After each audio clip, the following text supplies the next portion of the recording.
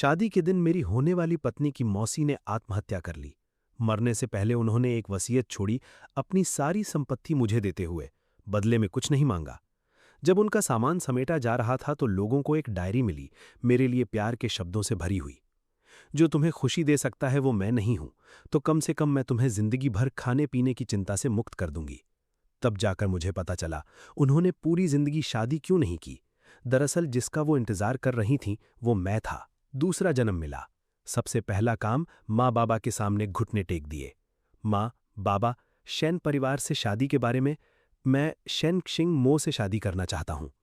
अचानक ये सुनकर दोनों हक्के बक्के रह गए। शांगयान, क्या तुम्हें यूई पसंद नहीं है? क्षिंगमो तो यूई की मौसी हैं। मेरी नजर थोड़ी हिली, आवाज में हल्की उदासी थी। ठीक इसीलिए, क्योंकि मैं जानता हूं उसे पसंद करने के क्या नतीजे होते हैं, इसलिए अब उसे पसंद करने की हिम्मत नहीं। पिछली जिंदगी में शेन यूई और मैं बचपन के दोस्त थे, साथ पले बढ़े। बड़े होने पर जब घर वालों ने दोनों परिवारों की शादी की बात की तो यूई ने जो प्यार और देखभाल मुझे दी थी उसे याद कर मैंने बिना एक पल सोचे उसे चुन लिया। लेकिन जैसे ही उसे ये खबर मिली उसका रवैया बदलने लगा, गुस्से से ठंडक में, फिर नफरत में। मैं वजह नहीं समझ पाया, फिर भी उससे शादी की। सोचा शादी के बाद धीरे धीरे सब ठीक हो जाएगा। लेकिन बच्चे होने के बाद भी शेन यूई की किताबों में मुझे या चैन की हजारों तस्वीरें मिली जो उसने बड़े जतन से छुपा कर रखी थीं। तब जाकर समझ आया, जिसे वो सच में चाहती थी वो उसके घर के बटलर का बेटा था। बस क्लास का फर्क था, इसलिए साथ नहीं आ सकते थे। शादी के 2 साल बाद याचेन ने भी किसी और से शादी कर ली, लेकिन उसकी शादी कभी सुखी नहीं रही।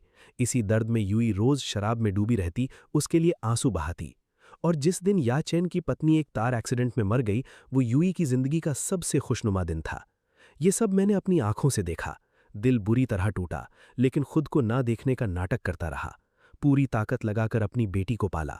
फिर एक दिन किडनैपिंग हुई, मेरी बेटी और याचेन के बेटे को। अगवाकारों ने शेन यूई के सामने चुनाव रखा, सिर्फ एक को बचा सकती हो। उसने बस कुछ सेकंड सोचा और उस लड़के को चुन लिया जिसका उससे खून का कोई रिश्ता नहीं था। अगले ही पल मेरी बेटी को ऊंचाई से धकेल दिया गया। ये सब अपनी आंखों से देखा, मैं वहीं टूट गया और उसी ऊंचाई से खुद भी कूद गया। अब इस नई जिंदगी में खुद को और नहीं तड़पाना, बस शेन यूई से हमेशा के लिए नाता तोड़ना है। माँ बाप मुझे मना नहीं सके तो उन्होंने हाँ कर दी और शेन परिवार के पास रिश्ता बदलने की बात करने चले गए। उनके जाते ही मेरे फोन पर एक मैसेज आया, शेन यूई का, अभी आ जाओ। मैंने सोचा यही मौका है, शादी बदलने की बात साफ कर देता हूं, तो चला गया। लेकिन जैसे ही मैंने प्राइवेट रूम का दरवाजा खोला, ठंडे पानी की एक बाल्टी सीधे मेरे चेहरे पर आ गिरी। पूरी तरह भीग गया। ठंडक हड्डियों पर उतर गई। बेबस होकर कांप उठा। चारों तरफ से ठहाके गूंजे। अरे ये तो शान परिवार के बड़े यंग मास्टर हैं, इतने भीगे भीगे क्यों घूम रहे हो, जैसे बाढ़ में डूबे हो। सही हुआ खुद बुलाया जो हर वक्त यूई दीदी के पीछे लगे रहते हो, यही मिलता है ऐसे फॉलोअर्स को। शेन यूई ठंडे चेहरे के साथ मेरे पास आई। उसकी आंखों में अंधेरा था। इतनी बेताबी है मुझसे शादी की? शादी तो बस एक अफवाह थी। तुमने अपने माँ बाप को हमारे घर भेज दिया और अब पूरे शहर को पता चल गया कि तुम और मैं शादी कर रहे हो। खुश हो गए? मैं जानता था उसने गलतफहमी पाल ली है। चेहरे से पानी पोंछा, माथे पर चिपके गीले बाल हटाए, उसकी आंखों में शांति से देखा। शांग और शेन परिवार की शादी तो तय ही थी, किसी भी घर में बात होती, फर्क क्या पड़ता। तुम्हें चिंता करने की जरूरत नहीं शेन यूई, इस मामले से तुम्हारा कोई लेना देना नहीं। वो एक पल के लिए रुकी, फिर जोर से हंस पड़ी। मुझसे लेना देना नहीं? मत कहो कि तुम किसी और से शादी कर रहे हो। हास्यास्पद। शेन परिवार में मेरे अलावा तुम्हारी उम्र की और कौन है जो तुमसे शादी करे? मैं कुछ कहने ही वाला था, आधा बंद दरवाजा धक्का देकर खुला। या चैन अंदर आया, आंखों में आंसू थे। यूई दीदी, सुना तुम्हारी शादी हो रही है, बधाई देने आया।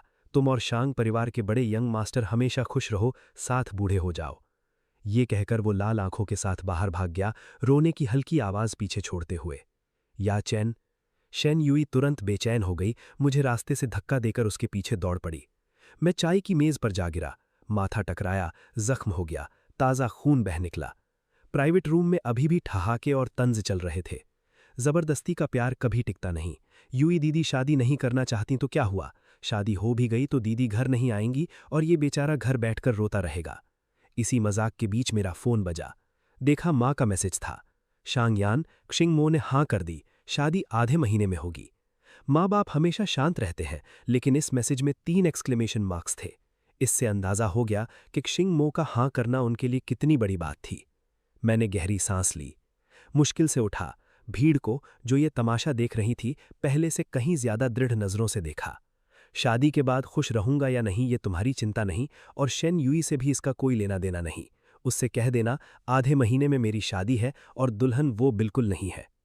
घर लौटकर शेन युई से जुड़ी हर चीज उठाई, सब समेटी और बॉक्सेस में बंद कर दी। माँ बाप लौटे और ये देखकर दंग रह गए। शांगयान सच में युई को छोड़ दिया, अब उसे पसंद नहीं करते। माँ बाप ने राहत की सांस ली, मुस्कुराते हुए बोले, अच्छा हुआ, क्षिंग मो अभी विदेश में है। आज शेन परिवार और हमने उससे वीडियो कॉल पर बात कर ली और शादी पक्की कर ली। युई की तुलना में क्षिंग मो शांत और एलिगेंट है, तुम्हारे लिए ज्यादा सही है। बस उसकी रेपुटेशन इतनी बड़ी है कि हम खुद कभी सोच नहीं सकते थे।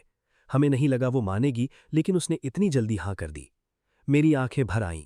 जब मैंने ये फैसला किया था तभी जानता था क्षिंग मो हाँ करेगी। पिछली जिंदगी में हमारी पीढ़ी के फासले की वजह से बड़े घरानों के बच्चे उनसे थोड़ा दबे रहते थे। मैं भी इससे अलग नहीं था। इसलिए फैमिली बैंक्वेट्स के अलावा उनसे ज्यादा बातचीत नहीं होती थी। मिलना भी बहुत कम था। बस यही जानता था कि वो अपने काम में पूरी तरह डूबी रहती थीं। अकेले दम पर एक बड़ा बिजनेस एम्पायर खड़ा किया था, लेकिन 35 साल की उम्र तक कभी शादी नहीं की। फिर उन्होंने आत्महत्या कर ली। जब उनका सामान समेटा जा रहा था, बेडरूम में प्यार भरे खतों की एक गड्डी मिली। हर खत पर लिखा था अ जिंग के लिए। शैन परिवार में किसी को नहीं पता था ये किसके लिए लिखे गए थे। सिर्फ मैं जानता था। जिस दिन मेरा जन्म हुआ, आसमान तारों से भरा था। अजिंग यानी तारों से भरा आसमान, ये नाम मेरे सबसे करीबी बड़े बुजुर्गों ने मुझे दिया था। मैंने कभी नहीं सोचा था ये शक्तिशाली औरत जो हमेशा अपहुंच लगती थी, जिंदगी भर चुपचाप मुझसे प्यार करती रही। अब भगवान ने दोबारा मौका दिया है तो मैं हम दोनों को एक चांस देना चाहता हूं। मैं इन्हीं ख्यालों में डूबा था कि माँ बाबा ने एक गिफ्ट बॉक्स निकाला और खुशी भरे अंदाज में दिया। शाइयन, कल तुम्हारा जन्मदिन है। क्लिंगमो वक्त पर वापस नहीं आ सकती। उन्होंने अपने असिस्टेंट को कहा कि स्टडी से एक तोहफा ले आए। देखो, पसंद आए तो। मैंने गिफ्ट बॉक्स खोला। एक शानदार चमकदार घड़ी सामने थी। ये सैबीज ऑक्शन हाउस की पिछले 50 सालों की सबसे महंगी घड़ी थी, प्लकिंग स्टार्स। मैं एक बार देख चुका था और आज तक नहीं भूला। उम्मीद नहीं थी कि शेन क्लिंगमो इतना अनमोल तोहफा भेजेंगी। दिल में गर्माहट की लहरें उठने लगी। पिछली जिंदगी में जब से शादी की अफवाह फैली, शेन युई ने मुझे एक भी तोहफा नहीं दिया। भूल ही गया था जिस इंसान से प्यार हो उससे तोहफा मिलना कैसा लगता है। अगले दिन शैंग परिवार के बड़े यंग मास्टर का जन्मदिन जश्न शाम 7 बजे शुरू हुआ। सबसे शानदार होटल था। मेहमान एक एक करके बधाई देने आ रहे थे। शांगियन शादी तय हो गई, दिल का बोझ हट गया। मेरे चेहरे पर भी मुस्कान खिल उठी। लेकिन जश्न के बीच भीड़ में हलचल मच गई। सब एक साथ दरवाजे की तरफ मुड़ गए। मैंने भी देखा, शेन युई सच में याचेन को लेकर मेरे जन्मदिन की पार्टी में आ गई थी। लेकिन ये सबसे बड़ी बात नहीं थी। सबसे बड़ी बात यह थी, शेन युई की सहेलियों का एक ग्रुप एक विशाल बैनर लेकर मेरी तरफ बढ़ रहा था। बैनर के बीचों बीच 4 बड़े शब्द लिखे थे, जीते जी स्मारक। नीचे लिखा था, शांग यन के लिए। मेहमान आपस में फुसफुसाने लगे। मेरा चेहरा पीला पड़ गया। मुट्ठी भींच ली, बर्फ जैसी आवाज से उन शैतानों को दिखा। इसका मतलब क्या है? वो मेरा मजाक उड़ाते हुए जानबूझकर ऊंची आवाज में बोले, ये तो खुद से पूछो। कल खुद कहा था युई दीदी दुल्हन नहीं है, तो फिर युई दीदी घर लौटते ही शादी की तैयारियां क्यों नजर आईं? ये नखरे दिखाने वाला ड्रामा शांग परिवार के बड़े यंग मास्टर से बेहतर कौन कर सकता है? इन शब्दों से ज्यादा सटीक और क्या होगा? मैं तो पहले ही कहला था, वो बस एक्टिंग कर रहे थे। इतने सालों से युई दीदी के पीछे पड़े हैं, अपनी इज्जत भी भूल गए, और अब अचानक कहते हैं उन्हें पसंद नहीं है और शादी नहीं करेंगे। ये सब ड्रामा है। शैन परिवार में तुम्हारी उम्र की और है ही कौन? युई दीदी से नहीं करोगे तो किससे करोगे? हॉल में ठहाके गूंज उठे। शेन युई भी ठंडे चेहरे से देख रही थी। नखरे दिखाना बंद करो और मेरा ध्यान खींचने की कोशिश मत करो। शादी के बाद पति के टाइटल के अलावा और कुछ नहीं मिलेगा। पिछली जिंदगी में भी यही सुना था, और वो सच कह रही थी। 7 साल की शादी में टाइटल के अलावा सच में कुछ नहीं मिला। आसपास के लोग जोरों से बातें करने लगे। मैंने गहरी सांस ली, ऊंची आवाज में कहा, शेन युई, मुझे तुम्हारे टाइटल की जरूरत नहीं। साफ सुन लो, जिससे मेरी शादी हो रही है वो तुम नहीं, न तुम्हारी उम्र की कोई और है, बल्कि तुम्हारी। नाम लेने से पहले ही एक अप्रत्याशित घटना ने सब बीच में काट दिया। याचेन ने अचानक अपनी नाक पकड़ ली। चेहरे पर लाल लाल रैशेज उभर आए। आंखें सूज गईं। शेन युई के कंधे पर झुक गया। युई दीदी, बहुत खुजली हो रही है। यहाँ इतने सारे हाइसिंथ क्यों हैं? मुझे इनसे एलर्जी है। हाइसिंथ मेरे पसंदीदा फूल थे, इसलिए हॉल में हर तरफ इन्हीं फूलों की सजावट थी। उसकी तेज तेज सांसें सुनकर शेन युई घबरा गई। बार बार उसका नाम पुकारने लगी, फिर सीधे किसी को उसे हॉस्पिटल ले जाने को कहा। जाते जाते 2 जुमले छोड़ गई। एक मेरे लिए, शादी के बाद कहीं भी हाइसिंथ नहीं लगेंगे। दूसरा अपनी सहेलियों के लिए, मेरे जाने के बाद इस हॉल को तोड़ फोड़ दो। जी यूई दीदी, मिशन पूरा करके दिखाएंगे। बात खत्म होते ही वो झुंड लुटेरों की तरह टूट पड़ा। मेज कुर्सियां उठाकर पटकने लगे, बर्थडे केक जमीन पर बिखर गया। शीशे के टुकड़े हर तरफ, फूल भागते मेहमानों के पैरों तले रौंदे गए। रुको, ये हक किसने दिया मेरी बर्थडे पार्टी तोड़ने का? रुको। यूई दीदी से शादी करनी है ना, तो पत्नी की बात मानो। जो यूई दीदी बोले वही होगा। हा हा हा। चाहे कितना चिल्लाता, रोक नहीं पाया, बस बेइज्जती के ताने सुनता रहा। आखिरकार सारे मेहमान चले गए। जन्मदिन तबाही में खत्म हुआ। अगले कुछ दिन मैंने कमरे में बंद होकर बिताए, लाल आंखें, दरवाजा नहीं खुला। जब शैंग के माँ बाप को पता चला शेन यूई ने क्या किया, तो वो और ज्यादा खुश हुए कि बेटे की शादी उससे नहीं हो रही। वो शेन परिवार के पास जाने को तैयार थे, लेकिन मैंने कमरे से निकलकर उन्हें रोक लिया। शादी नजदीक है और झंझट नहीं चाहिए। माँ बाप को मना करने के बाद मैं एक डिजाइन ब्लूप्रिंट लेकर बाहर निकला। इन दिनों कमरे में बंद रहने की वजह शेन यूई नहीं थी, वो अब मेरे लिए कोई मायने नहीं रखती। मैं शेन क्लिंगमो के लिए खुद अपने हाथों से वेडिंग रिंग का डिजाइन बना रहा था। मुझे पता था प्लकिंग स्टार्स कितनी अनमोल है, इसलिए मैंने सोचा इस खुलूस से उनके गहरे प्यार का कुछ तो जवाब दे सकूं। ब्लूप्रिंट बकलर को दिया किसी माहिर कारीगर से बनवाने के लिए। लेकिन तय वक्त गुजर गया, रिंग नहीं आई। पूछने गया तो पता चला कुछ दिन पहले शेन यूई ज्वेलरी चुनने आई थी। ये रिंग देखते ही उसे पसंद आ गई। थोड़ा पूछताछ की और सीधे ले गई। बस एक जुमला छोड़ा, वैसे भी ये मेरे लिए ही है, शैंग यन को बुलाने की जरूरत नहीं। स्टाफ को शेंग शेन परिवार की शादी का पता था, इसलिए उन्होंने नहीं रोका। दिल धड़ाम से बैठ गया। तुरंत शेन परिवार दौड़ा। शेन यूई से रिंग वापस लेनी थी, लेकिन जैसे ही अंदर घुसा, याचेन तोहफों के ढेर के सामने बैठा था। मिस, आपने फिर चुपके से मेरी पूरी शॉपिंग कार्ट का बिल भर दिया। आप मेरे साथ इतना अच्छा करती हैं, मैं कैसे चुकाऊंगा? बस मेरी खुशी चाहिए, बाकी कुछ नहीं। और कितनी बार कहूं, अब से मिस मत बुलाओ। तब जाकर याचेन ने उसे यूई जिए कहा। उनकी ये नज़दीकी देखकर मेरी पलक भी नहीं हिली, सीधे अंदर चला गया। मेरे कदमों की आहट सुनकर शेन यूई मुड़ी। भौएं तन गईं। यहाँ क्या करने आए हो? वो जो वेडिंग रिंग तुमने उठाई है वापस करो। मेरा हाथ आगे बढ़ा हुआ था। शेन यूई ने एक भाव उठाई। खो गई।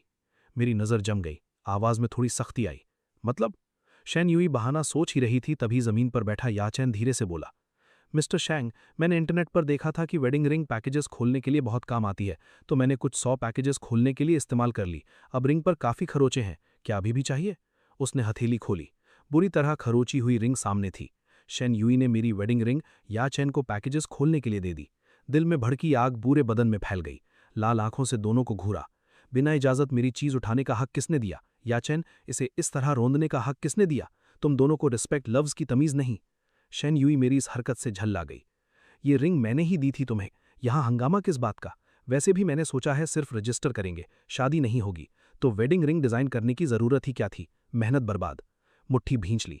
एक बार और साफ कर दिया। शेन यूई, ये रिंग तुम्हारे लिए नहीं है। मेरे लिए नहीं तो किसके लिए? शैंगयान, बहुत हो गया ड्रामा, ज्यादा एक्टिंग कर रहे हो। शेन यूई ने रिंग बेपरवाही से फेंक दी और याचेन हो खींचकर बाहर ले गई। इस पर ध्यान मत दो, वक्त की बर्बादी है। याचेन, कुछ दिन पहले गाड़ी चलाना सीखना था ना, आओ मैं सिखाती हूँ। उनकी जाती पीठ देखकर दिल में गुस्सा और बेबसी एक साथ उठी। पीछे जाना चाहता था, लेकिन एक साथ दो काम नहीं हो सकते। पहले रिंग ढूंढनी थी। आधे घंटे बाद फ्लावर बेड में मिली, संभालकर जेब में रखी। एक पल भी नहीं रुका, मुड़कर चला गया। अब नए सिरे से बनवाने का वक्त नहीं था। देखना होगा कोई माहिर इसे वापस पहले जैसा कर सके। बस विला से बाहर निकला ही था कि अजीब आवाज आई। ऊपर देखा, एक गाड़ी सीधे मेरी तरफ आ रही थी। आंखें अचानक फैल गईं। जोरदार क्रैश। मैं 10 मीटर दूर जा गिरा, खून के तालाब में। गाड़ी चला रहे याचेन ने डरे हुए का नाटक किया, रोते हुए बाहर आया। अरे नहीं, मैंने अभी अभी गाड़ी चलाना सीखी है। गलती से ब्रेक की जगह एक्सेलरेटर दब गया, बड़ी मुसीबत हो गई। मिस्टर शैंग, इतना खून बह रहा है, कहीं कुछ हो न जाए। पत्थर की सीढ़ियां खून से लाल हो रही थीं। शेन यूई ने देखा, भौएं सिकोड़ी, याचेन को बाहों में भर लिया, धीरे से तसल्ली दी। कोई बात नहीं, इसे हमेशा बेचारगी दिखाने की आदत है। अभी भी एक्टिंग कर रहा है, ध्यान मत दो, खुद उठ जाएगा जब एक्टिंग करते करते थक जाएगा। याचेन, डरो नहीं, रो नहीं। बेहोशी से पहले ये सुना और मेरा पूरा बदन बर्फ जैसा ठंडा पड़ गया। आंसू रुके नहीं। शेन यूई, मैंने सोचा था तू मुझे प्यार नहीं करती, लेकिन इतने सालों की दोस्ती में कम से कम थोड़ी सी परवाह तो होगी। लेकिन बस याचेन को खुश करने के लिए तुम मेरी जान की परवाह करना भूल गई। पिछली जिंदगी में मैंने तुमसे प्यार क्यों किया था? मैंने मदद के लिए फोन निकाला और बस इतना ही कर पाया। बदन में ताकत खत्म, अंधेरा छा गया। आंखें खुली तो अगला दिन था। डॉक्टर मेडिकल रिकॉर्ड्स लेकर आए, गंभीर आवाज में बोले, कार एक्सीडेंट के बाद इतनी देर से क्यों लाए? इतना खून बहाने के बाद हॉस्पिटल पहुंचे, ये क्या मजाक है? उस पल से पहले की याद करते हुए मैंने बस मायूस मुस्कान दी। जवाब नहीं था। डॉक्टर ने ज़्यादा नहीं पूछा। बोले, तुम्हारी पत्नी कहाँ है? एडमिशन के प्रोसीजर्स करवाओ। एनेस्थीसिया अभी उतरा नहीं है। बेसाख था मुंह से निकल गया, विदेश में है। बात पूरी भी नहीं हुई, हॉस्पिटल रूम का दरवाज़ा खुला। याचैन दाखिल हुई, मुझे घूरते हुए बोली, विदेश में कौन है? मैं तो यहीं हूँ। आपने सर्जिकल कंसेंट फॉर्म साइन किया था तो आप ही इनकी पत्नी हैं। मैंने कहा था पेशेंट बेहोश रहे तो आप 24 घंटे यहाँ रहें। अचानक चली कहाँ गई? खैर कुछ हुआ नहीं, जाइए प्रोसीजर्स करवाइए। डॉक्टर ने एडमिशन स्लिप उसे दी और चले गए। ये मेरी पत्नी नहीं है। जब डॉक्टर दूर चले गए तो मैं अभी भी समझाने की कोशिश कर रहा था। किसी वजह से शेन यूई के दिल में हल्की सी बेचैनी उठी। ठीक है, हॉस्पिटल तो ले आई, अब भी नखरे दिखाओगे? बहुत हुआ। उसने हाथ में लिया बैग मेज पर रख दिया। नज़र मेरे सिर पर बंधी पट्टी पर पड़ी, आवाज़ में अनजाने में थोड़ी नरमी आ गई। अभी गरम है, गरम गरम खा लो। वो फेमिलियर लोगो देखकर मैं रुक गया। पहले जब भी बीमार पड़ता खाना नहीं खा पाता था। शेन यूई हमेशा दूर दूर तक जाकर लंबी क्यू में खड़ी होकर उस दुकान के रेड बीन केक्स लाती थी मुझे खुश करने के लिए। लेकिन पिछली जिंदगी में हो या इसमें, जब से उसे अरेंज मैरिज का पता चला, वो फिर कभी इतनी नरम नहीं रही। उस बैग से उठती भाप देखते हुए मैं हिला नहीं, धीरे से आंखें मूंद ली। अगले ही पल शेन यूई की आवाज़ में हल्की हिचकिचाहट सुनाई दी। कल की बात, याचैन का इरादा नहीं था, उससे लड़ाई मत करो। तो वो ये भी याचैन के लिए कर रही थी। मैंने फिर से आंखें खोली, हंसते हंसते आंसू निकल आए। शेन यूई, उसने जानबूझकर चोट पहुंचाई। मैं जरूर पुलिस को कॉल करूंगा, उसे सजा दिलवाऊंगा। शेनवे का चेहरा फौरन जम गया, उसमें हल्का गुस्सा झलक रहा था। मैंने तुम्हारे लिए खाना भी लाया और उसकी तरफ से माफी भी मांगी। शैंग्यान, ज्यादा मत चढ़ो। उसे जल्दी से नाटक बंद करते देखकर मैं फिर हल्के से हंसा। मैंने लाल आंखों से उसे देखा, जैसे खामोशी में उसका सामना कर रहा हूं। पता नहीं कितना वक्त बीत गया। शेनवे ने माथे पर उंगली मली और एक भारी सांस छोड़ी। अगर यही बात है तो दोनों एक एक कदम पीछे हटते हैं। इतना हंगामा किस बात का है? बात बस ये है ना कि तुम चाहते हो मैं तुमसे शादी करूं, तो ठीक है, शादी देती हूं तुम्हें। वो शादी जिसका हमारे दोनों घर वाले तैयार कर रहे हैं, वो शादी जिसका तुमने हमेशा सपना देखा है, मैं उसमें आऊंगी। अब खुश हो? उसका वो बोझ उठाने वाला चेहरा देखकर मैंने नजरें झुका ली और पुरानी यादें दिमाग में उमड़ आईं। पिछली जिंदगी की शादी में शेनवे नहीं आई थी, वो मुझसे नफरत करती थी, और उस शादी से भी। अब वो मान रही है, लेकिन अब भी ये चियान की वजह से। सोचकर देखा, वो मुझे पसंद नहीं करती थी, फिर भी मुझसे शादी की, ज्यादातर घर वालों के दबाव में। आखिर ये चियान उसकी एकमात्र कमजोरी था और बस एक बटलर का बेटा। काबू करना बहुत आसान था, उसके नाफरमान होने का कोई डर नहीं था। लेकिन इस जिंदगी में मैं हरगिज वही गलतियां नहीं दोहराऊंगा, इसलिए मैंने सीधे कह दिया, जरूरत नहीं है। दुल्हन तुम हो भी नहीं, तुम्हारे आने या ना आने से कोई फर्क नहीं पड़ता। शेनवे मेरी बात से पूरी तरह भड़क गई। जैसे ही वो कुछ कहने वाली थी, उसका फोन फिर बज उठा। ये चियान के 2 शब्द देखकर उसने सब कुछ छोड़ दिया और पलटकर चली गई। दरवाज़ा धीरे धीरे बंद होते देखकर मैंने फ़ोन उठाया और 113 पर कॉल करके पुलिस में रिपोर्ट दर्ज कराई। पूरी बात साफ साफ बताने के बाद एक अनचाही खबर मिली। मिस्टर शैन, हमें बहुत खेद है, ये हादसा बस एक अनजाने में हुई घटना थी। आपकी मंगेतर ने मौके पर ही छूट का कागज साइन कर दिया। हम मुकदमा दर्ज नहीं कर सकते। ये नतीजा सुनकर बस ऐसा लगा जैसे गुस्से का एक गोला सीने में अटक गया हो, न निगलते बन रहा है न उगलते। मैंने अचानक फ़ोन दीवार पर दे मारा। दर्द हाथ पांव से सीधे दिल तक पहुंचा। आखिर रोक नहीं पाया और उस खाली अस्पताल के कमरे में अकेले फूट फूट कर रो पड़ा। अगले कुछ दिन शेनवे लगभग हर रोज अस्पताल आती रही, फल और ताकत का सूप लाती रही। कई डॉक्टरों का परामर्श भी बुलाया। मेरी तबीयत ठीक हो गई थी, लेकिन मैं उसे हवा की तरह अनदेखा करता रहा। मेरा ठंडा रवैया देखकर वो भी थोड़ी घबरा गई। समझ नहीं आ रहा था कि मैं अब कौन सा खेल खेल रहा हूं, लेकिन ये सोचकर कि मैं मरीज हूं, बस बर्दाश्त करती रही। जिस दिन मैं अस्पताल से छुट्टी लेने वाला था, मैंने उसकी गाड़ी में बैठने से साफ इनकार कर दिया। उससे अंदर का गुस्सा और न दबा, उसने सवाल किया, मैं पहले ही झुक चुकी हूं, कब तक ये तमाशा करते रहोगे? अगर इसी तरह खेलते रहे, डर नहीं लगता कि मैं सब छोड़ दूंगी और शादी नहीं करूंगी? मैं जानता था कितना भी समझाऊं वो मानेगी नहीं, इसलिए बस सिर झुकाकर सुनना बंद कर दिया। शेनवे की नज़र में इसका मतलब ये था कि मैं नरम पड़ गया हूं। उसका मूड धीरे धीरे ठीक हुआ और लहजा काफी नरम हो गया। आगे से इस तरह का हंगामा मत करना। मेरी खाला आज वापस आ रही हैं, मैं तुम्हें घर के खाने पर ले चलूंगी। आज रात वो शेन परिवार की मुखिया है। पूरे परिवार के सामने वो हमारी तय शादी का ऐलान करेंगी। मैं वादा कर चुकी हूं, तो आऊंगी जरूर। उस वक्त तुम्हें एक शानदार शादी दूंगी, तुम खुश हो जाओगे ना? तभी मैंने उसकी तरफ देखा और पिछले कुछ दिनों के ठंडे लहजे में एक हल्की सी खुशी थी। तुम्हारी खाला वापस देश आ गई। मुझे सामान्य होते देखकर शेनवे ने मुस्कुराया, जैसे सब समझ गई हो। हाँ, इतनी जल्दी है मुझसे शादी करने की? बेफिक्र रहो, शादी में आऊंगी। आगे से कोई चाल मत चलना। आनाकानी एक दो बार तो चलती है, ज्यादा हो तो बोरियत होने लगती है, शेनवे ने गाड़ी का दरवाजा खोलते हुए कहा। मैं जानता था समझाने से कोई फायदा नहीं, इसलिए कोशिश ही नहीं की। तैयार होकर हम दोनों शेन परिवार की पुरानी हवेली की तरफ चल पड़े। दावत में मेहमानों की भीड़ थी। मुझे देखकर किसी को हैरानी नहीं हुई। सबने बारी बारी बधाई दी। मैंने भी सबका जवाब दिया। फिर एक कोने में बैठकर शेन किंग मो का इंतजार करने लगा। ये मुलाकात कैसी होगी, ये सोचकर पूरी शाम मन कहीं और था। दिल ऐसे धड़क रहा था जैसे जंग का नगाड़ा बज रहा हो। शेन युई को जल्द ही कुछ अजीब लगा। नाराजगी से मुझे देखते हुए बोली, मैं यहां हूं, किसमें खो गए? आखिरी बार चेतावनी दे रही हूं, मैं तुमसे शादी करने के लिए हां कर चुकी हूं। कांपते कदमों से वो स्टेज पर चढ़े और सार्वजनिक रूप से ऐलान किया। जाने से पहले शेन किंग मो का एक छोटा कार एक्सीडेंट हो गया, फ्लाइट छूट गई। वो अभी विदेश में है और आज की दावत में नहीं आ सकती। ये सुनते ही मैं अचानक उठ खड़ा हुआ, आवाज में तनाव था। शेन दादाजी, वो कैसी हैं? चोट तो गंभीर नहीं? शेन लाओये ने हाथ हिलाकर इत्मीनान दिलाया। ठीक है, मुख्य कार्यक्रम में कोई रुकावट नहीं आएगी, बेफिक्र रहो शांग्यान। शेन युई ने भौएं से कोड़ी और मुझे खींचकर बिठाते हुए धीमी आवाज में समझाया। रिश्ता तय है, लेकिन अभी तुम शेन परिवार में दाखिल नहीं हुए। मेरी मौसी की इतनी चिंता दिखाकर अपनी धाक जमाने की कोशिश मत करो, ये ठीक नहीं लगता। मैं और नहीं रोक पाया, कुछ सीधे कहने ही वाला था कि शेन लाओये ने खांसा और पूरा हॉल शांत हो गया। आज सब इकट्ठा हुए हैं शांग और शेन परिवार के विवाह की घोषणा के लिए। शादी की तारीख आज से 7 दिन बाद तय की है।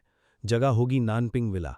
विवाह के लिए एक हैं शांग परिवार के यंग मास्टर शांग यान। शेन लाओये की आवाज घंटे की तरह गूंज रही थी। शेन युई को या चेन का मैसेज आया। उसका चेहरा बदल गया, वो जल्दी में उठकर बाहर चली गई। आगे की बात उसने नहीं सुनी। और दूसरी हैं हमारे शेन परिवार की मुखिया शेन किंग मो। इस अप्रत्याशित नाम से पूरे हॉल में हलचल मच गई। फुसफुसाहटें थमने का नाम नहीं ले रही थीं। सही सुना, किंग मो, युई नहीं। किंग मो क्यों? परिवार की मुखिया तो मर्दों से दूर रहती थीं, किसी छोकरे से शादी क्यों करेंगी? बातें बढ़ती जा रही थीं। शेन किंग मो की हैसियत के सम्मान में हैरान होते हुए भी किसी ने ज्यादा कुछ बोलने की हिम्मत नहीं की। एक एक करके सब बधाई देने आए, मैं खड़ा होकर जवाब देता रहा। दावत खत्म होने के बाद भी एक्सीडेंट का ख्याल मन से नहीं गया। मैंने जानबूझकर शेन लाओये से मिलने गया। शेन लाओये ने खुशी भरे अंदाज में मेरे कंधे पर हाथ रखा। किंग मो ने खुद फोटो भेजी है, मैंने देख ली। छोटी सी चोट है, जल्दी ठीक हो जाएंगी। शांगयान, तुम बेफिक्र होकर तैयारियां करो। ये सुनकर जान में जान आई। अगले 2-3 दिन मैंने घर पर ही बिताए, निमंत्रण पत्र, शादी की पोशाक और दूसरी तैयारियों में। बाहर की बातों पर ध्यान नहीं दिया। इस दौरान शेन युई की सहेलियों के काफी मैसेजेस आए। एक भी नहीं खोला, जब तक कि एक रात आराम करने से पहले गलती से क्लिक नहीं हो गया। सब एक ही बात कर रहे थे। युई को चोट लगी है, सिटी सेंटर हॉस्पिटल के रूम 609 में भर्ती है। आ नहीं रहे क्या? आते वक्त युई की पसंद का चिकन सूप लेते आना। मैसेजेस का जवाब क्यों नहीं दे रहे? ये पुराना नाटक अभी भी चल रहा है, इसका कोई अंत नहीं? शांगयान, क्या कर रहे हो? जल्दी आओ। मुझे हल्की सी हंसी आई। कुछ सेकंड्स में जवाब टाइप किया।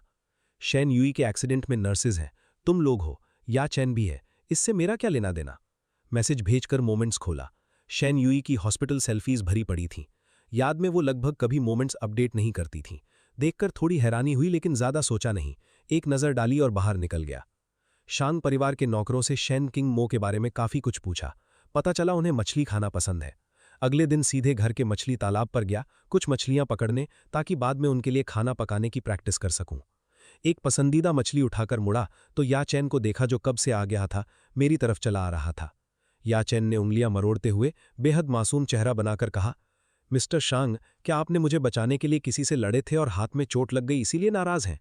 सब मेरी गलती है। अगर किसी को दोष देना है तो मुझे दो। मैं तो बस एक बटलर का बेटा हूं। मेरे लिए इतना सोचना उन्हें शोभा नहीं देता। उसके ढोंग भरे शब्द सुनकर भौएं सिकोड़ी, मुड़कर जाने लगा। याचैन ने मेरा हाथ पकड़ लिया, मेरी हैरान नजरों के बीच एक उकसावे भरी मुस्कान दी। उसका अचानक बदला रवैया समझ पाता, इससे पहले उसने अपना हाथ उठाया और खुद को कई बार थप्पड़ मारे। रोने का नाटक करते हुए बोला, मिस्टर शांग, आपकी मार और डांट सहूंगा, बस मिस युई पर नाराज मत होइए। अगर आप उनसे मिलने चले जाएं, चाहे जो करें मुझसे, मैं बिल्कुल पलटवार नहीं करूंगा। उसकी ये असामान्य हरकत देखकर पलक झपकी। कुछ गड़बड़ है, ये भांपकर हाथ छुड़ाकर जाने की कोशिश की, लेकिन तभी गुस्से में तमतमाती शेन युई एक झुंड के साथ दौड़ी आई। दोनों को चारों तरफ से घेर लिया। शांगयान, याचैन को क्यों मारा? मैंने तुमसे शादी करने के लिए हाँ छर दी, ज्यादा मत करो। मैंने ठंडी नजर से देखा। मैंने नहीं मारा, सामने सिक्योरिटी कैमरा लगा है, खुद जाकर देख लो। ये कहकर जाने लगा, लेकिन शेन यूई, जिसके दिमाग पर गुस्से का पर्दा पड़ा था, एक शब्द सुनने को तैयार नहीं थी। उसकी आवाज़ बर्फ सी जैसी ठंडी थी। पहले सोचता था तुम बस अमीर घर के बिगड़े लड़के हो, लेकिन अब लग रहा है तुम सुधरने लायक नहीं। इतना कहकर उसने सीधे अपनी सहेलियों से मुझे रुकवाया और याचेन का हाथ खींचा।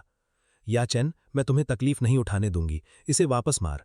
पहले याचेन ने रुआसा होकर कहा कि हिम्मत नहीं, लेकिन जब सबने शोर मचाकर उसे उकसाया तो नाटक छोड़कर पूरी ताकत से थप्पड़ जड़ दिया। थप्पड़ से गाल सूज गया, अभी ठीक न हुआ माथा फिर से बहने लगा। नसों में जलन की लहर दौड़ गई, कान सन्न हो गए। याचेन ने मौका देखकर, जब किसी का ध्यान नहीं था, मुझे धक्का दे दिया जो अभी तक संभला नहीं था। तालाब में गिर गया, फिर वो दयावानता का नाटक करते हुए बचाने के लिए आगे आया। शेन यूई ने ठंडी नजर डाली, अपने लोगों को लेकर सीधे चली गई। छोड़ो इसे, इतना उथला पानी है, डूबेगा नहीं। जब एक्टिंग करते करते थक जाएगा खुद निकल आएगा। बेहोश होने से पहले ये सुना और पूरा बदन बर्फ जैसा ठंडा पड़ गया। घर लौटा, उसी रात तेज बुखार चढ़ गया। अगले दिन भी नहीं उतरा। पुराने सपने आते रहे, आंखों के कोने भीगे, जबान पर बड़बड़ाहट। तबीयत ठीक नहीं। तुम रेड बीन केक्स लेने गई थीं, अभी तक वापस क्यों नहीं आई? मेरी गलती थी, माफ करो। यूई, प्रॉमिस करता हूं दूसरे लड़कों के प्यार भरे खत तुमसे कभी नहीं छुपाऊंगा। शेन यूई ने दरवाजा धकेलकर खोला और ये शब्द सुनकर वहीं रुक गई। बचपन की यादें आईं, जब ये उसके पीछे पीछे चलता था और वो भी उसे लाड से रखती थी। अनजाने में मन थोड़ा पिघला। सब ठीक था, फिर ये कैसे हो गया? अगर तुमने जबरदस्ती की शादी नहीं थोपी होती तो मैं जिंदगी भर तुम्हें छोटे भाई की तरह रखती। ख्यालों में डूबा था कि ये सुनते ही आंखें एकदम खुल गईं। शेन यूई फिर से पिछले कुछ दिनों वाले तिरस्कार भरे अंदाज में आ गई थी। आवाज धीमी थी। दादाजी ने सुना तुम बीमार हो, जबरदस्ती भेजा। खुशमत हो, मजबूरी में आई हूं, वरना भूल कर भी नहीं आती। अगले ही पल याचेन झिझकते हुए अंदर आया और अनाड़ीपन से माफी मांगने लगा। मिस्टर शैंग, कल जो हुआ मेरी गलती थी, माफ कर दीजिए। बिना वजह थप्पड़ खाया, तालाब में धकेला गया। अभी थोड़ा थोड़ा ठीक होना शुरू हुआ था, लेकिन बहस करने की ताकत नहीं बची। लड़खड़ाते हुए उठा, उन्हें बाहर निकालने की कोशिश की। तभी याचेन की नजर मेरी गर्दन पर टिक गई। अनजाने में गर्दन पर हाथ गया, वहां एक नेकलेस था जो शेन यूई ने कमिंग ऑफ एज सेरेमनी पर दिया था। शेन यूई की नजर भी उस पर पड़ी। वो जानती थी ये नेकलेस मेरे लिए कितनी अहमियत रखता है। उसकी आंखें थोड़ी गहरी हो गईं। याचेन, घर लौटकर तुम्हारे लिए एक नया ऑर्डर करूंगी। बात पूरी होने से पहले ही मैंने नेकलेस खींचकर उतारा और फेंक दिया। फिर किसी तरह उठा, पहले से पैक किया हुआ डिब्बा उठाया और शेन यूई के सामने रख दिया। मेरी ठंडी हरकत देखकर शेन यूई का दिल अचानक सिकुड़ गया। ये क्या मतलब? जल्द ही शादी है, मेरी होने वाली पत्नी देख लें तो गलतफहमी हो जाएगी। शेन यूई, तुम्हारी दी हुई सब चीजें वापस कर रहा हूं। आज के बाद हमारा कोई रिश्ता नहीं। धीमे से ये कहकर डिब्बा उसके हाथों में थमा दिया। शेन यूई का चेहरा अंधेरा हो गया। एक झटके में डिब्बे की सारी चीजें बिखेर दी। आंखें तरेड़ते हुए बोली, याचेन को तुमने मारा था और अब ये नाटक कर रहे हो? होने वाली पत्नी मैं ही हूं तो कह रहे हो कोई रिश्ता नहीं?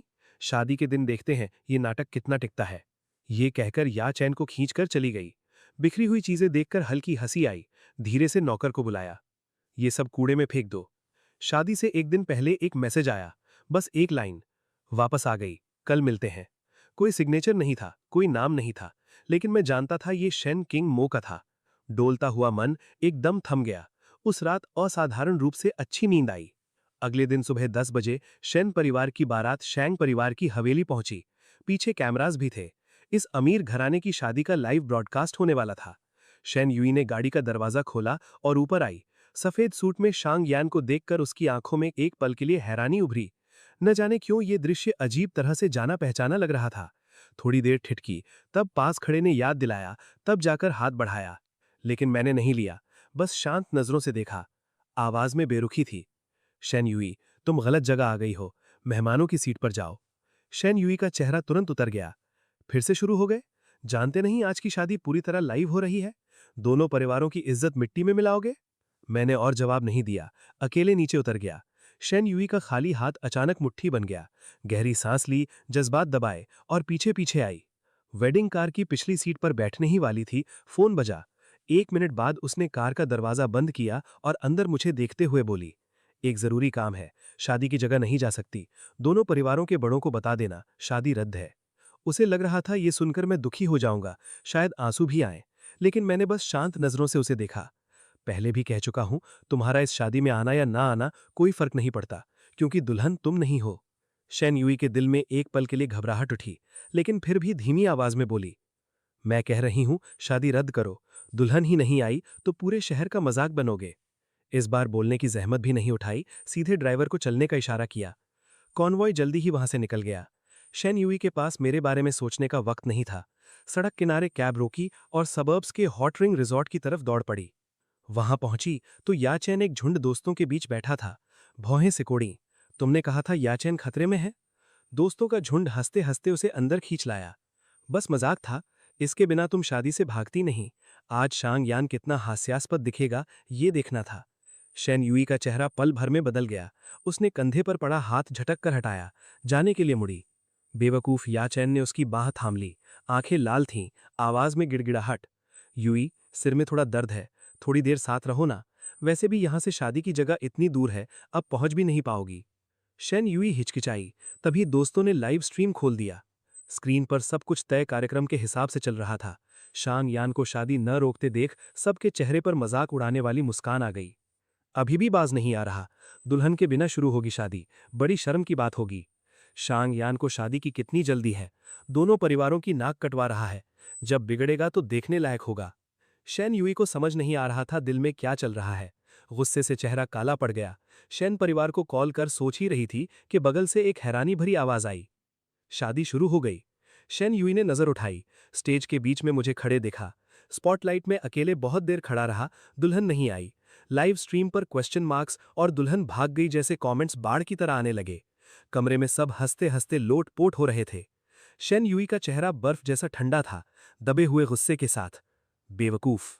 लाइव स्ट्रीम बंद करना चाहा, हाथ एग्जिट बटन पर था, तभी माइक से आवाज आई, दुल्हन तशरीफ लाई हैं। अगले ही पल बंद मुख्य दरवाजे खुले। शेन किंग मो आसमानी नीले हीरे जड़े वेडिंग ड्रेस में धीरे धीरे बाहर निकली। पूरे हॉल की तरफ हल्के से सर झुकाया, जैसे अभिवादन हो। उनकी ठंडी नजर जहां से गुजरी वहां एक अजीब सा दबाव महसूस हुआ। पूरा हॉल एकदम चुप हो गया। मेहमान स्तब्ध थे। किसी को उम्मीद नहीं थी दुल्हन शेन किंग मो होंगी। स्क्रीन के सामने जो मजा लेने बैठे थे वो भी जम गए। शेन यूई ने दांत भींचे, माथे पर नसें उभर आईं। आवाज में गुस्सा था, मौसी ये नहीं हो सकता, जरूर कोई गलती हुई है। ये सुनते ही हॉल में सब एक दूसरे को देखने लगे, हड़बड़ाते हुए हाँ में हाँ मिलाई। हाँ गलती हुई होगी। किंग मो शांग यान से शादी कैसे करेंगी, पीढ़ियों का फर्क है। शांग यान ने यूई दीदी को भी ठुकराया। किंग मो के हायक कहाँ है, बस गलती है, बस गलती है। लोग एक दूसरे से कानाफूसी कर रहे थे, तभी शेन किंग मो स्टेज के बीच में पहुंच गई थीं। शादी में वचन विनिमय की बारी आई। एमसी ने पूछा, मिस शेन किंग मो, क्या आप मिस्टर शांग यान को अपना पति स्वीकार करती हैं? अमीरी हो या गरीबी, जवानी हो या बुढ़ापा, उनसे प्यार करने और वफादार रहने का और जिंदगी भर साथ निभाने का वचन देती हैं? शेन किंग मो का हाँ स्वीकार है। पूरे हॉल में सन्नाटा छा गया। सबके जबड़े खुले रह गए। जो सामने हो रहा था उसे देखते रहे। शेन यूई का दिमाग सुन्न हो गया। पूरे बदन का खून उल्टा बहता सा लगा। उसने अचानक कार की चाबियां उठाईं, सामने की मेज पलट दी और पीछे की आवाजें अनसुनी करके पागलों की तरह भाग निकली। शेन यूई के दिमाग में बस एक ही ख्याल था, शांग यान उसका मंगेतर है। वो सिर्फ उससे शादी कर सकता है, अपनी मौसी से बिल्कुल नहीं। एक्सीलरेटर फर्श तक दबाया, 1 दर्जन से ज्यादा रेड लाइट्स तोड़े। जब पहुंची, वेडिंग रिसेप्शन लगभग खत्म हो चुकी थी। ज्यादातर मेहमान जा चुके थे, बस शांग और शेन परिवार के करीबी रिश्तेदार बचे थे। एक नज़र में मुझे बीच में खड़े बातें करते देखा, दौड़कर आई और मेरा हाथ कसकर थाम लिया। आवाज में घबराहट और बेचैनी थी। मेरे साथ चलो। शांग यान कुछ बोल पाता, इससे पहले आसपास के रिश्तेदार बोल पड़े। यूई, ये क्या कर रही हो? तुम्हारी मौसी और शांग यान की शादी है, शादी खत्म होने के बाद आई। शांग यान और किंग मो को अभी चाय भी पिलानी है। ये क्या तमाशा है? शेन यूई, अभी उसका हाथ छोड़ो। चाचा चाची, माँ बाबा एक एक करके डांट लगाते रहे। शेन यूई मगर अड़ी रही। मेरी कलाई पर पकड़ और मजबूत होती गई, त्वचा लाल हो गई। मैंने हल्के से भौएं सिकोड़ी, कुछ कहने ही वाला था कि पीछे से एक शांत गहरी आवाज आई, छोड़ दो। बस 2 शब्द और शेन यूई ने हाथ ऐसे छोड़ा जैसे बिजली लगी हो। सर उठाने की हिम्मत नहीं हुई, जिद में बोली, मौसी। शेन किंग मो ने जवाब नहीं दिया। भीड़ खुद ब खुद हट गई। वो सीधे मेरे पास आई, मेरा हाथ उठाया, धीरे से सहलाया, फिर शेन यूई की तरफ नजर डाली। ये तुम्हारे अंकल इन लॉ हैं। माहौल जैसे जम गया। शेन यूई ने ये टाइटल पूरी ताकत से ठुकराना चाहा, लेकिन शेन किंग मो के दबाव में रोम रोम सिहर उठा। खून में बैठे डर ने धीरे से निकलवाया, अंकल इन लॉ। दोनों परिवारों के सामने मैंने उदारता से जवाब दिया, अब तो हम सब एक परिवार हैं। हर शब्द एक भारी पत्थर की तरह शेन युई के सीने पर पड़ा। सांस रुकने लगी। मुट्ठियां भींचकर सामने खड़े इंसान को घूरती रही, आंखों में उमड़ते जज्बात। उसकी बेबसी और गुस्सा मुझे महसूस हो रहा था, लेकिन परवाह नहीं थी। मैंने शेन किंग मो का हाथ थामा, मुस्कुराते हुए आगे का कार्यक्रम पूछा। शेन किंग मो ने घड़ी देखी, फिर नजर उठाई। उनकी हमेशा शांत रहने वाली आंखों में एक अजीब सी कोमलता झलकी। सुबह की चाय की रस्म छूट गई। नियम के मुताबिक पुरानी हवेली में पूरी करनी चाहिए, लेकिन पूरे दिन की थकान है। औपचारिकताएं कल कर लेते हैं, पहले घर चलें। शेन परिवार के बड़े बुजुर्ग हंसते हुए चिढ़ाने लगे। अरे, शादी होते ही फर्क पड़ जाता है, पति की परवाह करना आ गया। किंग मो हमेशा इतनी रूखी रहती थीं, लेकिन ये नरम लहजा भी आता है। शेन लाओ ये खुशी से बोले, बस दोनों एक दूसरे का ख्याल रखें, मिलकर रहें, यही काफी है। सुबह से शांग यान तैयारियों में था, बहुत थका होगा। अब नव दंपति को और मत सताओ, सब जाओ। हंसी ठिठोली के बीच शेन किंग मो मुझे हॉल से बाहर ले गईं। उनकी पीठ धीरे धीरे नजरों से ओझल हो गई। शेन युई की भींची हुई मुट्ठियों की हड्डियां चटकीं। सबके जाने के बाद दबा हुआ दर्द और गुस्सा एक साथ फूट पड़ा। ये सब क्या है? शांग और शेन परिवार की शादी तो दुल्हन मैं होनी चाहिए थी। शांग यान से मेरी शादी होनी चाहिए थी। शेन के पिता खुशी में डूबे थे। शेन की माँ बेटी की इस चीख से चौंकी, नाराजगी से देखा। अब क्या पागलपन है? आधे महीने पहले जब शांग परिवार आए थे, शांग के चाचा चाची और शांग यान ने खुद कहा था कि तुम्हारी मौसी से शादी करनी है। तुम्हारा नाम तक नहीं लिया। तुम्हारी बारी कहाँ से आई? अगर दुल्हन मैं नहीं थी तो दुल्हन को लेने क्यों भेजा मुझे? याचन और देर से आए दोस्त एक साथ अंदर आए। ये बातें सुनकर सब ठिठक गए। शेन के माँ बाप ने झुंड में याचन को देखा। शेन युई की गैर हाजिरी की वजह समझ में आ गई। चेहरे पर नाराजगी आ गई। आज सुबह हांगकांग में तुम्हारी मौसी की फ्लाइट छूट गई थी, इसीलिए तुम्हें दुल्हन लेने भेजा था। तुमने क्या किया? आधे रास्ते छोड़ दिया और इन बुरी संगतों के साथ घूमती रही। ये क्या तरीका है? आज की शादी में शांग और शेन दोनों परिवार के सब रिश्तेदार मौजूद थे, बस तुम नहीं थी। तुम्हारे शांग अंकल ने बीच बचाव नहीं किया होता तो दादाजी कब के तुमसे हिसाब मांग लेते। आगे से शांग यान तुम्हारे अंकल इन लॉ है। अपनी हद में रहो। कुछ उल्टा सीधा किया, तुम्हारी मौसी नाराज हो गई तो कोई बचाने नहीं आएगा। इन डांटों के बीच शेन युई का चेहरा धीरे धीरे पीला पड़ता गया। कभी नहीं सोचा था एक दिन शांग यान उसका अंकल इन लॉ बन जाएगा। कंधे कांपने लगे, आंखें निराशा से बंद हो गईं। पुराने वो लम्हे जिन पर वो कभी हंसती थी, एक एक करके सामने आने लगे। उस बार में भीगा भीगा था, फिर भी इत्मीनान से अपना नाम साफ किया था। जो वेडिंग रिंग उसने डिजाइन की थी, थोड़ी छोटी निकली थी, बड़ी मुश्किल से पहनाई थी। फैमिली डिनर में मौसी का नाम सुनते ही बेख्तियार तन गया था। इसी पर शेन युई को समझ आया, ये सब सच था। उसने कभी झूठ नहीं बोला था। बस वो खुद उस पुरानी यादों में डूबी थी, जब वो उसके पीछे दीवाना था और उसके बदलाव को देखा ही नहीं। जिस दिन रिश्ता तय हुआ, उसी दिन से वो पुराना वाला नहीं रहा था। लेकिन जो कल तक जबरदस्ती शादी की मांग कर रहा था, वो एक रात में इतना अलग कैसे हो गया? शायद इंसान नहीं बदला, रवैया बदला। जो कुछ उसने किया था उससे उसका दिल टूट गया था, इसीलिए उसने हार मान ली। या शायद मौसी से शादी कोई चाल थी उसे जेलस करने की। अनगिनत ख्यालों में शेन युई का दिमाग फटने को आया। बालों को बेतहाशा खींचने लगी। उसकी यह हालत देखकर या चैन ने दिल टूटे हुए उसे बाहों में भर लिया। बार बार तसल्ली देता रहा। जाने ही वाले शेन के माँ बाबा ने ये देखा, उनके चेहरे पर सख्त नाराजगी आ गई। एक बटलर का बेटा शेन परिवार में चढ़ाई का ख्वाब देख रहा था। दोनों जिंदगियों में हमारी ज्यादा बातचीत नहीं हुई थी, इसलिए अकेले में थोड़ी अजीब सी लग रही थी। शेन किंग मो ने भी मेरी बेचैनी भांप ली। धीमे से बोली, सब तुम्हें शांगयान बुलाते हैं? उनका अचानक बोलना सुनकर मैं चौंका, हल्के से सिर हिलाया। दादा दादी मुझे आशिंग भी कहते हैं, आप भी कह सकती हैं। बात आधी ही रह गई, चेहरा पहले ही लाल हो चुका था। न जाने क्यों वो प्यार भरे खतों का ढेर याद आ गया जो मैंने एक बार देखा था। नजर झुका ली, नहीं जानता वो क्या याद कर रही थीं। शेन किंग मो की आंखों में एक चमक कौंधी, होंठों पर हल्की मुस्कान। आशिंग, तारों भरा आसमान। गलत नहीं समझा था मैंने। न जाने क्यों उनकी आवाज में एक हल्की सी खुशी महसूस हुई। उत्सुकता रोक न पाया, चुपके से सिर झुकाकर देखा। ठीक उसी पल उनकी गहरी पुतलियों से नजर मिली। पलक झपकना भूल गया, बस उन्हें देखता रहा। अगले ही पल उनकी आवाज आई, जो मेरी सोच से परे थी। आशिंग बहुत अच्छा नाम है। शांगयान भी बुरा नहीं, लेकिन मुझे लगता है पति सबसे अच्छा है। आखिर ये नाम सिर्फ एक ही इंसान के लिए होता है। आखिरी शब्द सुनकर दिल जोर जोर से धड़कने लगा। जवाब नहीं सूझा, बस हाँ निकल गया। जल्दी से नजर हटाई, नीचे देखने लगा। गाड़ी में एसी चल रहा था, फिर भी पसीना छूट गया। एक दूसरे का थामा हाथ नम हो गया। शैन किंग मो ने धीमे से हंसी, समझदारी से टेम्परेचर कुछ डिग्री कम किया और रुमाल थमा दिया। रुमाल से पसीना पोंछा, उन्हें आगे बोलते सुना। पीढ़ियों का फर्क है, उम्र में 7 साल बड़ी हूं, लेकिन अगर सब मिलाकर देखें तो हम लगभग हम उम्र ही हैं। आगे की सीट पर शैन परिवार में 30 साल से काम करने वाले ड्राइवर से रहा नहीं गया। सीईओ शैन, ये हिसाब कैसे लगाया? जरा ज्यादा ही खींचतान है। शैन किंग मो ने आईने में देखा, चेहरे पर चौड़ी मुस्कान लिए ड्राइवर को देखा। आवाज में हल्की बेबसी थी। अंकल लियू, खराब मत करो। ठीक है, कुछ नहीं बोलूंगा, आप बोलते रहिए। शैन किंग मो ने नजर वापस खींची और अधूरी बात पूरी की। पहले ज्यादा मेल जोल नहीं हुआ, लेकिन अब से पति पत्नी है। मुझसे इतना डरने की जरूरत नहीं। जैसे आम जोड़े होते हैं, मन की बात कहो, मैं पत्नी के फर्ज निभाते हुए तुम्हारी बात ध्यान से सुनूंगी। ये इतना लंबा वाक्य पहली बार सुना था और इतनी खुलकर बात करते भी पहली बार देखा था। थोड़ी अजीब सी लगी और पूछ बैठा, सच में मन की बात कह सकता हूं? शैन किंग मो के हां करने पर हिम्मत जुटाई। आपने इस शादी के लिए हां क्यों किया? शैन किंग मो कुछ पल के लिए रुकीं, जल्दी से संभलीं, फिर पलटकर पूछा, जवाब दूंगी, लेकिन पहले मैं भी एक सवाल पूछना चाहती हूं। शादी के लिए तुमने मुझे क्यों चुना? सर दर्द हुआ, लेकिन दिमाग तेज था।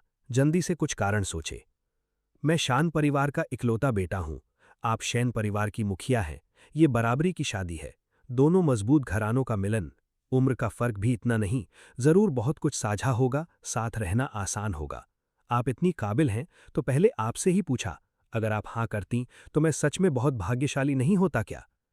शैन किंग मो सुनते ही समझ गईं, ये मेरे असली जज्बात नहीं थे, लेकिन कुछ बातें थीं जो वो साफ जानना चाहती थीं। मेरी बात खत्म होने पर उन्होंने पूछा, तुम्हारे दिल में शादी के लिए पहली पसंद मैं थी और यूई दूसरी, है ना? गाड़ी में एकदम सन्नाटा छा गया। वो नाम सुनते ही अंधेरे अतीत की यादें उमड़ आईं। नजर थोड़ी हटी। शैन किंग मो को लगा मैं इस बारे में बात नहीं करना चाहता, विषय बदलने ही वाली थी। तभी मेरी आवाज धीमे से आई, नहीं। 2 दृढ़ शब्दों के बाद मैंने सीधे उनकी आंखों में देखा। आंखों में पहले कभी न देखा गया इरादा था। अगर आपने हां नहीं किया होता तो मैं कभी शैन परिवार में नहीं आता, किसी तरह इस रिश्ते को तोड़ देता। ये सुनकर शैन किंग मो ने अनजाने में राहत की सांस ली। उंगलियां रगड़ी, फिर 2 और सवाल पूछे। यूई अच्छी नहीं है, उसे बहुत पसंद करते थे ना? उनकी मुश्किल से सुनाई दे रही आवाज में एक पेचीदा, छुपी हुई भावना थी। मैंने पकड़ ली। समझ गया वो ये क्यों पूछ रही हैं, और ये भी जानता था मेरा जवाब आगे हमारी जिंदगी पर असर डालेगा। शैन किंग मो एक सहनशील और स्वाभिमानी औरत थीं।